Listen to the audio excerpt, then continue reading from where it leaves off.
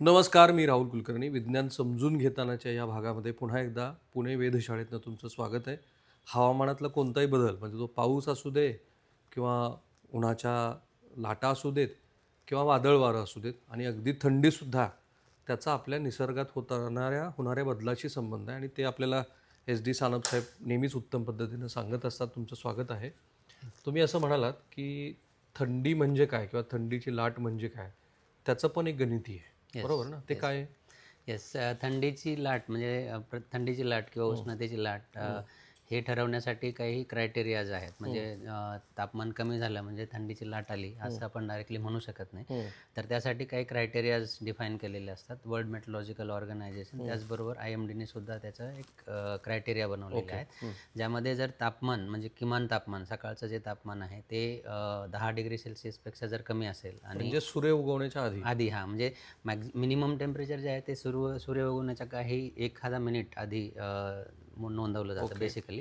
आणि त्यानंतर मग तापमान हळूहळू दिवसाचं वाढत जातं. तर किमान तापमान जर 10 डिग्री सेल्सिअसपेक्षा कमी असेल आणि ते जर सरासरीपेक्षा 4.5 डिग्री सेल्सिअसनी जर कमी असेल. कशाची सरासरी? हां, म्हणजे फॉर एक्झाम्पल आज आहे 17 डिसेंबर. तर 17 डिसेंबरच्या 30 वर्षाचा आधीचा हिशोब. हां, आधीच 30 वर्षामध्ये ची जर सरासरी घेतली तर ते सरासरी तापमान समजा 10 डिग्री सेल्सिअस येत असेल आणि ते जर सरासरीपेक्षा 5 डिग्री सेल्सिअसने जर कमी असेल तर आपण म्हणू शकतो की त्या दिवशी म्हणजे 17 डिसेंबरला याची थंडीची लाट आलेली आहे असं आपण घोषित करतो किंवा आपण तर म्हणू शकतो. पण समजा बऱ्याचदा काय होतं की ती सरासरीपेक्षा कमी असते परंतु 4.5 डिग्री सेल्सिअसपेक्षाही कमी तापमान नसतं. मग अशा वेळी आपण म्हणतो की तापमान कमी आहे परंतु थंडीची लाट आलेली नाही. ओके. जे महाविद्यालयातले आपले प्रेक्षक आहेत आणि जे शाळकरी मुलं आहेत आणि जे भूगोल विषय शिकवतात, असं अनेक लोकांनी आम्हाला असं म्हटलं होतं, की ह्याची आणखी तुम्ही विस्तृत माहिती द्या. सो सरांनी जे सांगितलं त्याप्रमाणे मला असं लक्षात आलं, की समजा आज 17 डिसेंबर आहे आणि आज 6 डिग्री सेल्सिअस तापमान आहे असं आपण गृहीत धरू. बरोबर. परंतु गेल्या 30 वर्षाची सरासरी ही 6 डिग्री सेल्सिअसपेक्षा 4.5नी कमी असेल येस, येस. तरच आपण त्याला म्हणू की ते थंडीची लाट आहे. आलेली म्हणजे आहे. कमीत कमी 2 डिग्री सेल्सिअस ॲव्हरेज आलं तरच आपण म्हणायला हवं. बरोबर ना? राईट. अन्यथा नाही. आणि हे उन्हाबद्दल पण असतं. म्हणजे म्हणजे समजा उष्णतेची लाट ज्यावेळी येते त्यावेळी तापमान हे 40 डिग्री सेल्सिअसपेक्षा जास्त असलं पाहिजे आणि त्याची जी सरासरी आहे ती 4.5 डिग्री सेल्सिअसने जास्त असली पाहिजे. In case of cold wave ते 4 डिग्री कमी असलं पाहिजे आणि तिकडे 4 डिग्री सेल्सिअस जास्त असलं. फाईन. आता हा जो मॅप आहे तुम्हाला माहिती असेल की नैऋत्य मोसमी वारं ह्या दिशेने इकडून व्हायला लागलं की आपल्याकडे हवामान साधारणतः पावसाला अनुकूल बनतं. पण आता हा लाईव्ह आपण डेमो बघतोय. Yes, yes. आता ह्याच्यात हवेचं हे परिचलन काय दाखवत आहे? Yes, yes. आता यामध्ये जसं तुम्ही म्हणालात की नैऋत्य मान्सून वारे आपल्याकडं बाष्प घेऊन येतात आणि पावसाळा सुरू असतो. आत्ता जर त्यानंतर नोव्हेंबर, डिसेंबर आणि जानेवारी किंवा फेब्रुवारीपर्यंतचं जर चित्र बघितलं तर आपल्याकडं येणारे जे वारे आहेत ते पूर्वेकडनं पश्चिमेकडे किंवा उत्तर पूर्वेकडनं असे येताना दिसत आहेत. आणि ह्या ठिकाणी जर बघाल तर इथं एक प्रतिचक्रवाती म्हणजे आपलं जे घड्याळ आहे त्याच्या दिशेने जे क्लॉकवाईज वाहताना दिसत आहेत आणि त्याला आपण इंग्लिशमध्ये अँटी क्लॉकवाईज म्हणतो किंवा याला हे जे सर्क्युलेशन आहे याला अँटी सायक्लोनिक सर्क्युलेशन असं म्हटलं जातं. आणि हे वारे आहेत ते उत्तरेकडनं येत आहेत आणि इथं महाराष्ट्र आहे आपला तर उत्तरेकडनं येऊन ते या ठिकाणी इन्फ्लुएन्स करतात आपल्या वातावरणाला. आणि हे इकडनं जे येणारे वारे आहेत ते कोरडे आणि थंड असतात आणि त्याचबरोबर आपण बघतोय की जे आकाश आहे ते निरभ्र आहे दिवसभराचं आणि त्यामुळे रात्री रेडिएशनल लॉसमुळे आपल्याला तापमान कमी होताना दिसतंयच. त्याचबरोबर हे जे वारे येतात ते ह्या वाऱ्यांचा संबंध महाराष्ट्रात येणाऱ्या थंडीशी आहे असं जे हिमालयातनं वाहत आलेलं आहे. नक्कीच. बरोबर ना? Yes, yes. पण एक आणखी मला महत्वाचा फरक दिसतोय. काही ठिकाणी हे डेन्स वारं आहे जसं तिथे पण वर बघा बरोबर. ते खूप असं डेन्स वारं आहे. त्याचा काय संबंध? हां, म्हणजे इथं जे विंड आहेत ते खूप त्याची जी तीव्रता आहे किंवा त्याचे विंड स्पीड आहे ते जास्त आहे.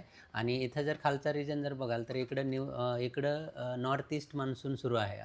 तमिळनाडू त्यानंतर केरळ आणि कोस्टल आंध्र प्रदेश तिकडं नॉर्थ ईस्ट मान्सून सुरू आहे आणि आपल्याकडं हिवाळ्यात ऑलरेडी सुरू झालेला आहे. तर यामुळे इथं वारे जे आहे जसजसं आपण विषुववृत्ताकडे जाऊ किंवा इक्वेटरकडे जाऊ तर त्यावेळी आपण इथं दिसतंय की वाऱ्यांची जी गती आहे ती जास्त आहे आणि आणि ह्या भागात जर बघाल तर थोडीशी कमी आहे.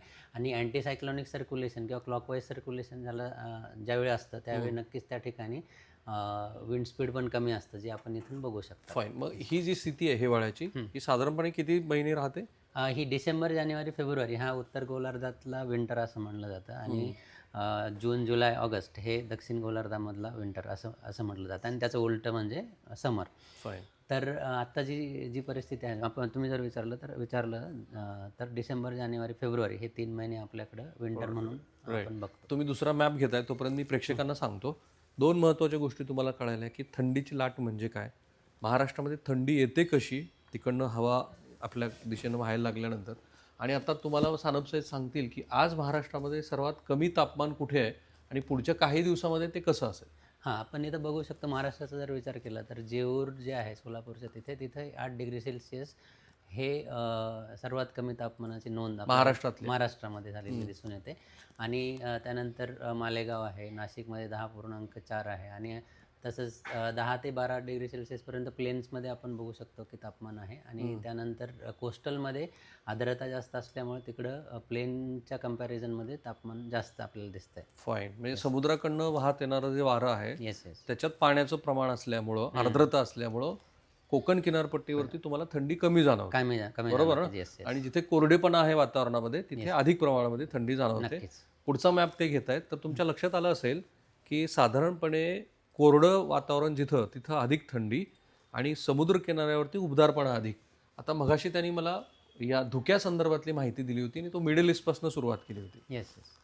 तर आपण बघू शकता की हे जे व्हाईट पॅचेस दिसत आहेत ते ढगं आहेत. आणि हे मध्यपूर्वमधलं आहे. हां, बरोबर, मध्यपूर्वमधलं आहे. आणि विंटरमध्ये काय असतं की वेस्टर्न डिस्टर्बन्सेस आपण ज्याला म्हणतो किंवा पश्चिमी विक्षोभ असं त्याला हिंदीमध्ये म्हटलं जातं. तर इकडनं येणारे जे वारे आहेत ते मॉइश्चर खेचून आणतात. आणि जे 30 डिग्री नॉर्थचा जो प्रदेश आहे किंवा आपला हिमालयन रिजन आहे, त्यानंतर इराण, इराक, पाकिस्तान आणि हा जो प्रदेश आहे तिकडं विंटरमध्ये सुद्धा पाऊस पडतो. त्याला वेस्टर्न डिस्टर्बन्सेस मुळे पडणारा पाऊस असं म्हटलं जातं. म्हणजे लेह लडाखमध्ये बर्फ जो ह्या काळात पडतो त्याचं कारण हे आहे. बरोबर.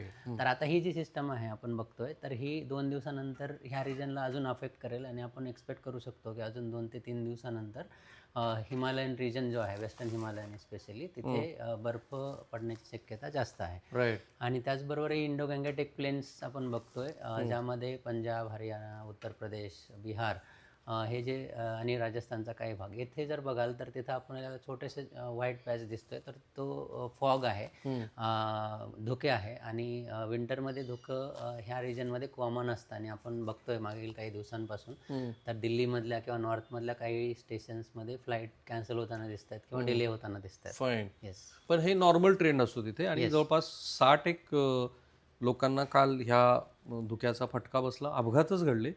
दुर्दैवाने 23-24 जणांचा मृत्यू झाला. आणि हे सगळं निसर्गाशी निगडीत आहे आणि हे नीट लक्षात घ्यायला हवं. पण एक जे तुम्ही आणखी मला स्पष्ट करून सांगा, ह्या ग्रीन पॅचेस जे दिसतात ते काय आहेत? Yes yes. आता कसं आहे की हे जे ग्रीन पॅचेस आपण बघतो तर येलो आणि ग्रीन आहे दोन्ही. Yes yes. आता इथं 350 ते 500 HP आहे. म्हणजेच काय आहे की 5 ते 7 किलोमीटरचं जे डिस्टन्स आहे त्या ठिकाणचे जे वाऱ्यांची दिशा आणि गती काय आहे, तर वारे ह्या दिशेने येत आहेत आणि ते असे होऊन परत असे जात आहेत. वेव्ह पॅटर्न आपण बघू शकतो याच्यामध्ये. तर इथं दिसतंय की हे जे वारे आहेत ते अशा पद्धतीने 5 ते 7 किलोमीटर परिचलन करतायत असं. बरं, फाईन. आणि मग महाराष्ट्राचं जे तापमान आहे मुख्यत्वे वातावरण आहे ते पूर्णपणे कोरडं आहे. आता हे जे ब्लॅक रिजन आपण बघतो, सेंट्रल इंडियन रिजन, ज्यामध्ये मध्य प्रदेश, महाराष्ट्र, छत्तीसगड, तेलंगणा हे सगळा रिजन आहे, हे ब्लॅकमध्ये आहे. तर इथं निरभ्र आकाश असल्यामुळं दिवसभर सूर्यप्रकाश पोचतो, परंतु रात्रीच्या वेळी जमीन म्हणजे दिवसभर जमीन तापमान शोषते, परंतु रात्रीच्या वेळी काय होतं की ती इमिडिएटली त्याच प्रकारे कूल पण तेवढ्याच फास्ट पद्धतीने होते. त्यामुळे तापमान कमी होतंच. त्याचबरोबर जसं मी सांगितलं की कोरडे आणि थंड वारे आपल्या रिजनवर येतात. तर या दोन्ही कारणांमुळे आपल्याकडे तापमान कमी होताना दिसते. आणि पुढच्या 2-3 दिवसातलं प्रिडिक्शन काय तुमचं? येणारे 2 ते 3 दिवस अशीच परिस्थिती असण्याची शक्यता आहे. त्यानंतर 2 ते 3 डिग्री सेल्सिअसनी तापमान वाढण्याची शक्यता आपल्याला दिसते. फाईन. सो सानप साहेबांनी थँक्यू सानप साहेब. मी पुन्हा तुम्हाला म्हणालो की विज्ञान आहे हे. बघा, शिमल्याला जे कोणी जायचा विचार करतात किंवा जे लेह लडाखला आता कुठल्या तरी एक्सपिडिशनला जायचा विचार करतात त्यांनी हे सगळं समजून घ्यायला हवं. महाराष्ट्रातल्या शेतकऱ्यांसाठी तर आज फारच उपयुक्त अशी माहिती तुम्हाला मी दिली. आपलं पारंपरिक ज्ञान महत्त्वाचं आहे. मी ते कधीही नाकारलेलं नाही.